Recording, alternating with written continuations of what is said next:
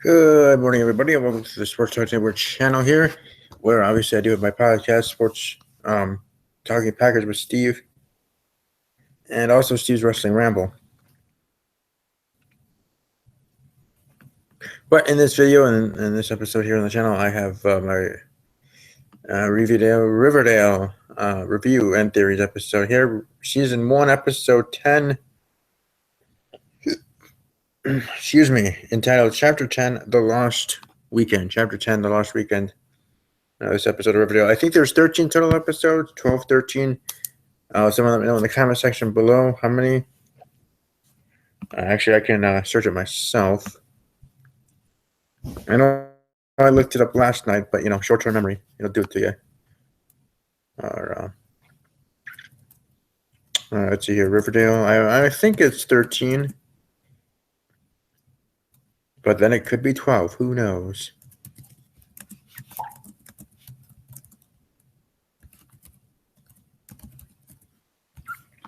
Let's see here as I look here, and if it can load any faster, please.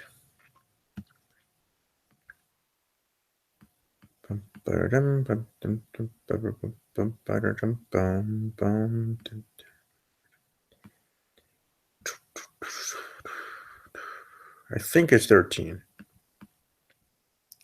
I think it therefore is. Nope, there are 12. So, hey, we're in the final. Oh, hey. So, technically, we have 2 episodes left. We just had Chapter 10, The Lost Weekend, here in this episode 10. Then next week, the 11th episode, Chapter 11, to Riverdale and back again. Yep. And then the finale of season numero uno. And kind of being like Scream and Scream Queens, where if you do have another season, it has to be a whole different idea. I mean, not a whole different idea, but I don't know, different way. I don't know. Chapter 12, Anatomy of a Murder. And that, my friends, that is the final episode, airing May 11th. Wait a minute. Chapter 12, Anatomy of a Murder. Yeah, but that's, let's see here. That original air date is supposed to be on May 4th. So is there a 13th episode? That's on May 11th. Anyways, May 11th is when also my other favorite TV show of all time, or of now, The Big Bang Theory, has their season 10 finale, heading into season 11, which might be their final season, the end of the series, but we'll see. But from here, going by Wikipedia, which, can be reliable and then not so reliable. 13 episodes, yes, it did say that. There on the top, it didn't say the name of the 13th episode. I'm going to have to look that up since I just shared the 11th and 12th.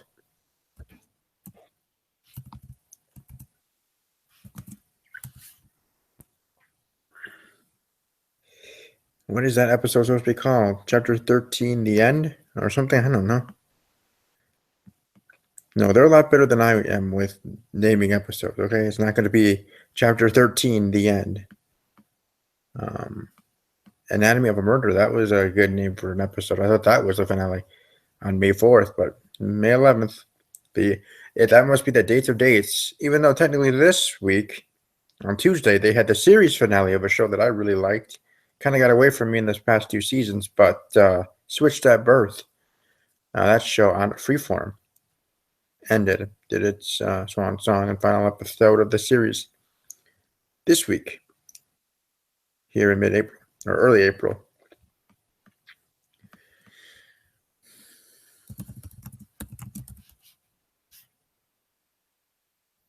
I apologize for the silence. I'm just trying to look things up here for the name of that 13th episode.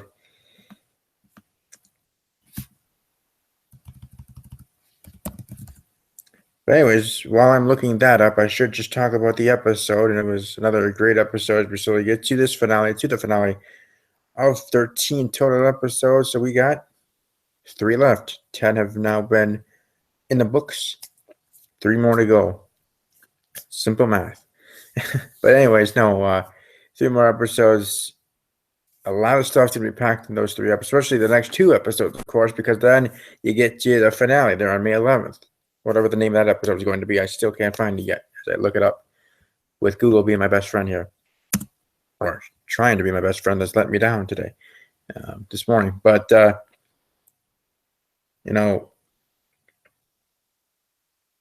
I was talking about how it should be jam packed, as it has been the whole entire season here in season 1 of awesomeness in each and every episode, keeping you there, keeping you want to stay there from the very first episode. That's making sense to grab you and take you, and you're just sucked in and wanting to know what's gonna happen next. That's what a good TV show does. That's what it's supposed to do. Just like a movie, you get you into that universe, into that world, and you're just waiting for what's gonna happen next. What's going to happen to these characters? You get invested with the characters. Yes, you might dislike one and love another and this and that, but then again, that's the actor or actresses doing their job as that character to piss you off or make you love them, or whatever. To love that character that they're portraying or hate that character that they are portraying. And in this show, and yes, I've talked about, I think, in my very first review of this show, or maybe the third one, because I didn't know right away. But after watching my friend here on YouTube, Andre, the Black Nerd, and his review talking about, and his first one talking about how it came from, there were Archie comics. And when I was younger, I wasn't that much into comics per se. I was into reading, but not comics for some reason. I was into Batman, Superman, superhero stuff, since I was once as a kid, Batman for Halloween. Yes, it was adorable. Also for Halloween, I was the Undertaker, WWE superstar, the Undertaker. So, and he just finished his career on April 3rd. No, April 2nd at WrestleMania. So, anyways, but I guess they came from Archie Comics, and now having this show, and I guess how things are different, and that I don't know. I wouldn't know because I never read any of the Archie comics or the many comics I guess there are out there, or kind of series or whatever of the Archie comics to really, and I think that's a good thing, especially for me. Otherwise I would be judging the show too much on if it's like the comics or not, or this and that and whatever. But I'm just judging it what I'm seeing on the TV show because I don't know anything about the comics. Now I could do my due diligence as a YouTuber and find out about the characters in the comics and what are the differences, but again, I want to go into each and every episode with an open mind, with the feeling and thinking that these characters that I'm watching here and their situations I'm seeing for the first time, or that they're just fresh and new to me, and I like that. I enjoy that. So, also before I get too in depth here, to either later today or definitely later today, since it is the end of the week. At some point, I will be doing my review for Baby Daddy this week. I kind of got that lost in the shuffle, but I do have a shout out to a certain special someone for that episode, and that individual wanted to watch it live, so I have to wait until that person's available to do so. So that's cool. Otherwise, I would have done the episode when I planned to do the episode and go on from there. But hey, if the person wants to watch it live or whatever, that's awesome. Actually, that's even better. That's at least knowing I'm going to have one viewer at that, and for that episode when I get to it. But anyways, moving on here in this episode. So it's Jughead's birthday, and his very cute girlfriend there from Betty, nice one, is wanting to throw him a surprise party, and Archie's like, no, we really shouldn't do this, like, because Archie's Jughead's best friend. And as we find out later in the episode, Jughead, Betty, and Archie's the only two he would ever need for a party. And then look who comes back. I mean, it's Chuck Uckaduck. It was. I was wondering when he was going to come back into the forefront of the picture, and Betty confronting him, being evil Betty in a way, And I know this whole episode is in a roundabout way, even though it's supposed to be about Jughead and his birthday and this and that and whatever, and the relationship and the very first fight between Betty and Jughead. But more so, it's actually, at least to me, it seems like the writers of the show this time are trying to place blame on Betty, that Betty could have been the one because Jughead, or not to kill Jughead, obviously not him, but to kill Jason Blossom. Do I think that's far fetched? Do I think it's a red herring? Yes, I do. But you never know. Just like on Scream. You know, their tagline for season 2, everybody's a suspect. Trust no one. Well, kind of the way here. And I know I've kind of been doing you guys wrong, and I haven't had my top 5 like I do for my Scream and Scream Queens, and even my first few reviews of Riverdale here. I apologize for that. I've been really into the episodes, making sure that I have these reviews as good as they possibly can be. Again, I usually do my reviews and then I watch somebody else's, and theirs are even more in depth than mine. But either way, hopefully at some time I get a camera and make this thing look better, sound better, get a microphone so I don't sound as boring or monotone or whatever as I may at this time. But anyway, moving on, there's a cheer off of, yes, you know, you can't go wrong with cheer offs, right? I'm just saying. But between Veronica and Cheryl and Veronica Siri kills it there. And it's W. And it's just interesting seeing that dynamic, especially with Cheryl and Veronica actually were getting close in the last episodes or the last couple of episodes. With Veronica being there for her and finding out how bad her Cheryl's parents are and everything, manipulating her and this and that, you know, they were becoming friends, but there still is that competition on the cheerleading dance floor for that to be in its own right thing. But anyways, you get to the party and Jughead and Betty have their very first fight. Jughead's saying, hey, you know, you're the all-American girl next door, you're a cheerleader, I'm a guy from the wrong tracks. Do you really think that we're supposed to be together? We're on borrowed time. And I think, and again, that's a tease of they probably are on borrowed time. They're not going to be together. In the end game, at least in my opinion, whether it's probably not going to happen until season 2 or 3 or whatever, is of Archie and Betty being together. But that won't happen until late season 2 or early season 3, because I think it's going to be a case of kind of like Girl Meets World. Now, that's a Disney show for kids, and a continuation of the show that I loved, Boy Meets World, when I was a child, growing up back in the day, in the 90s. Yes, 90s rule. Anyways, in that kind of way, and how where one waited into, no, well, wrong show. Sorry, wrong one. Liv and Maddie, Disney show, different show, and where Liv wanted to date him for a long time, but her friend started dating him, and so she just kept it a secret. Then when they broke up, and it seemed like they were going to get together then, because I know I can't do that to my best friend, so they still liked each other, but they wanted to wait until getting the approval of now that person's ex and that female's best friend to be able to start dating, and then being okay, and then everybody being happy for them. And that's what happened. So I see something like that in that way, whether it's exactly like that, I don't know. But to have something like that to happen here, that situation certainly would be interesting. But this episode, best episode of the season for me. I may not be sounding as hyper and energetic as some other YouTubers and others with better quality videos. And I mean quality as in visual and audio quality.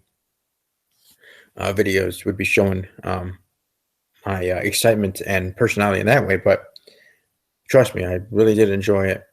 Loved every minute of it, and certainly learned a lot from it.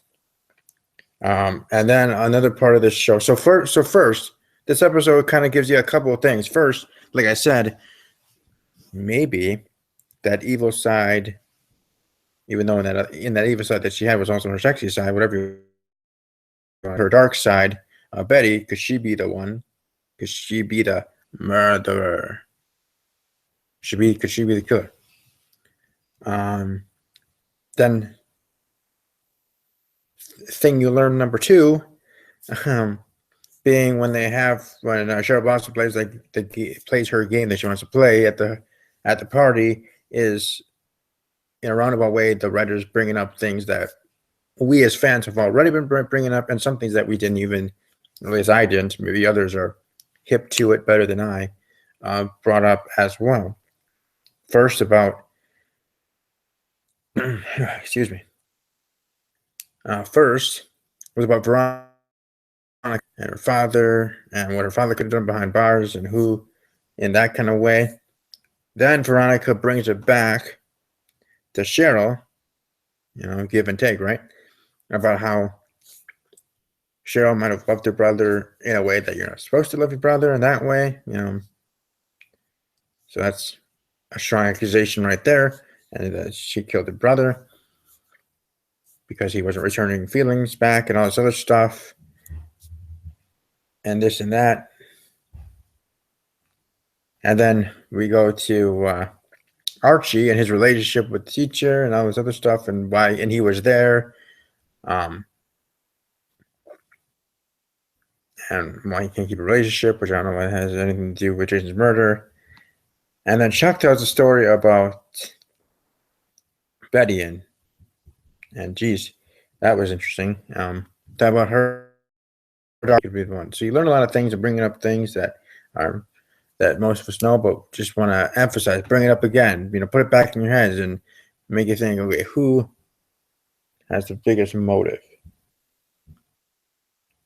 Is it a character we haven't seen before? Remember what I was talking about earlier in the season when I was saying, just like in Scream, MTV Scream,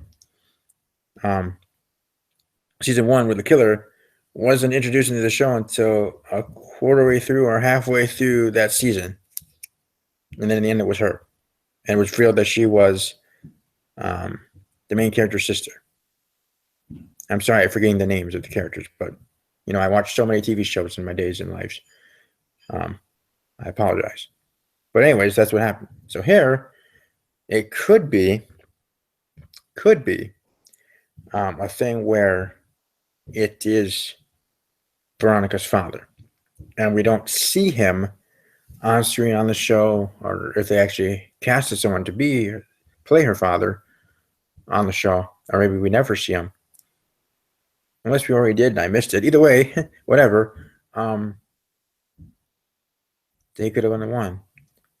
Or in a roundabout way, he's the one, but he's the one because he paid someone else and had someone else do the dirty work, being his hired gun.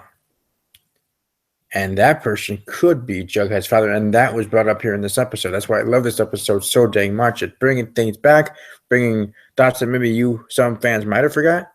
I know I forgot some things, not all things, and then reinforcing those other things that you might have been thinking and been leery on, that they're bringing up again, making you think, okay, now that they brought it up themselves, makes you think, okay, where could this be going, sort of thing. It makes you think, makes the wheels spin in the head, makes you always think. And as I'm always thinking.